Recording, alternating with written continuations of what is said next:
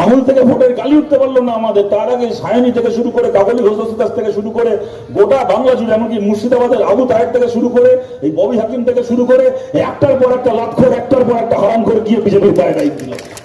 কে নতুন তৃণমূল, কে পুরনো তৃণমূল, কে কালীঘাট তৃণমূল, কে ঋত তৃণমূল, ওসব আমরা বুঝি না। আমরা জানি তৃণমূল মানে চোর তৃণমূল, আমাদের কাছে একটাই তৃণমূল আছে। আমাদের বাংলার মানুষ ভোট দিয়ে 80 জন বিধায়ক নির্বাচিত করেছিল তৃণমূল কংগ্রেসের। আজকে তাকিয়ে দেখুন সেই বিধায়কগুলোর দিকে। তো ওদের দলের মধ্যে কি খেউর চলছে তাই নিয়ে আমাদের কোনো আগ্রহ নেই। কে নতুন তৃণমূল, কে পুরনো তৃণমূল, কে কালীঘাট তৃণমূল, কে ঋত তৃণমূল, ওসব আমরা বুঝি না। আমরা জানি তৃণমূল মানে চোর তৃণমূল, আমাদের কাছে একটাই তৃণমূল আছে। ওদের ছাগল ওরা আগায় কাটবে না ডগায় কাটবে, কোন কমিটি বেরোবে কি বেরোবে, ওর টাকা কোথায় যাবে না যাবে আমাদের কিছু যায় আসে না। কিন্তু আমরা একটা কথা বুঝি, যারা বিধানসভায় বিরোধী হিসেবে নির্বাচিত হয়ে গেল, যারা লোকসভায় নির্বাচিত হয়ে গেছে, এই কাকলি ঘোষ দস্তিদার এই ভোটের আগে আপনাদের এখানে এসে বলেছিল এই সমস্ত এলাকায় যেখানে যেখানে সংখ্যালঘু মানুষ বসবাস করেন, তো আজকে হাবড়া অশোকনগরের এই সমস্ত এলাকায় হতে পারে, তো আজকে দেগঙ্গায় হতে পারে, হাড়োয়া হতে পারে, মিনাকা হতে পারে, বসিরহাট হতে পারে, ক্যানিং হতে পারে, বর্ধমানে পূর্বস্থলী হতে পারে, যেখানে যেখানে বাংলা জুড়ে সংখ্যালঘু মানুষ বসবাস করেন, ভাঙর হতে পারে, সমস্ত জায়গাতে এই কাকলি ঘোষ দস্তিদার এই সায়নী ঘোষরা গিয়ে বলেছিল মুসলমান এলাকায় তৃণমূল ছাড়া অন্য কোনো দলের পতাকা উঠবে না, অন্য কোনো পার্টিকে আমরা মিটিং মিছিল করতে দেবো না, সবার পার্টি অফিস দখল করে নেবো, পঞ্চায়েতে কাউকে লড়তে দেবো না, কিচ্ছু করতে দেবো না। কেন না, মুসলমানের ভোট যদি ভাগাভাগি হয় তাহলে বিজেপির সুবিধা হয়ে যাবে।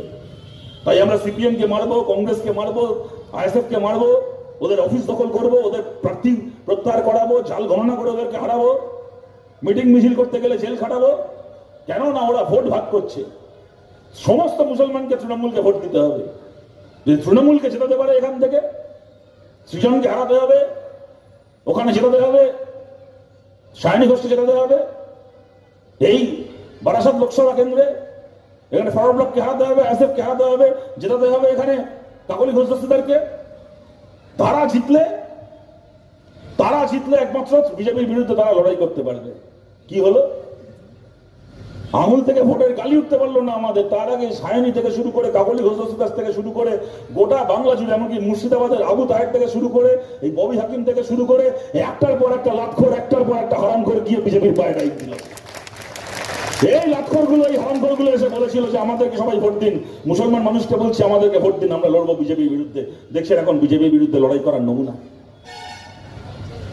ভালো হতো যদি বিধানসভার ভেতর এই সংখ্যাটা আমাদের থাকতো, এই সরকারেও না থাকতাম, কিন্তু এই সংখ্যক বিধায়ক যদি পার্লামেন্টে এই সংখ্যক এমপি আমাদের থাকতো, আজকে বিধানসভায় একজন এমএলএ নিয়ে, নওশাদকে ধরলে আমাদের জোটের 2 জন এমএলএ বিধানসভায়, লোকসভায় আমাদের এখান থেকে কোনো এমপি নেই আমাদের বামপন্থীদের, বিধানসভার ভেতর 2 জন এমএলএ কে নিয়ে আমরা যদি গোটা বাংলা জুড়ে এই বুলডোজার আটকাতে পেরে থাকি, তাহলে বলুন আজকে যদি বিধানসভার ভেতর আমাদের 80 জন এমএলএ থাকতো, যদি লোকসভায় আমাদের আজকে 20-25 জন এমপি থাকতো, তাহলে কোন বাদল নাচ করাতাম এখানে বিজেপি সরকারকে পশ্চিমবাংলায় আমরা।